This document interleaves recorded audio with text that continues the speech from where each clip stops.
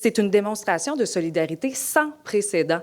Les sociétés de transport en commun veulent envoyer un électrochoc au gouvernement. Impossible, disent-elles, d'électrifier 55 de la flotte d'ici 5 ans.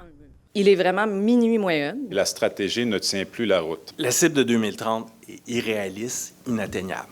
Dans les meilleurs scénarios, l'Association du transport urbain estime que 43 des 4000 autobus que compte la flotte au Québec seront électriques en 2030.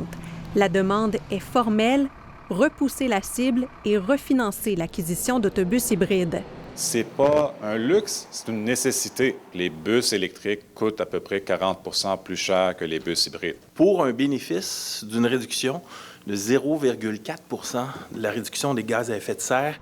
Les sociétés demandent aussi de confirmer le financement des projets d'infrastructure. On est dans une situation, on est très nerveux, justement, pour l'ensemble de nos infrastructures de recharge. L'entêtement va avoir un impact réel sur les services. De toutes les sociétés de transport, c'est celle de Québec qui écope le plus selon la présidente du RTC, avec l'abandon de la participation financière de la CAQ au projet de garage Newton. Notre garage, il était en chantier. Nous, des bus électriques, il faut pouvoir les accueillir puis les opérer. Moi, si j'ai des bus qui dorment, écoutez, c'est un monde sans pertinence, sans cohérence. En écoutant l'ensemble des intervenants tout à l'heure, j'avais l'impression de voir un gouvernement qui demande le luxe d'une Royce, mais sans pneus. Les sociétés de transport, aujourd'hui, rappellent le gouvernement à l'ordre, disant ça prend de la certitude. Le gouvernement, on a l'impression qu'il fait la guerre au transport en commun. Il investit beaucoup plus dans les routes.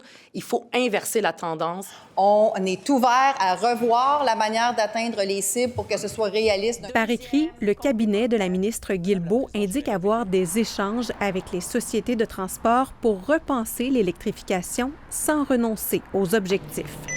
Ici Marie-Ève Trudel, Radio-Canada, Québec.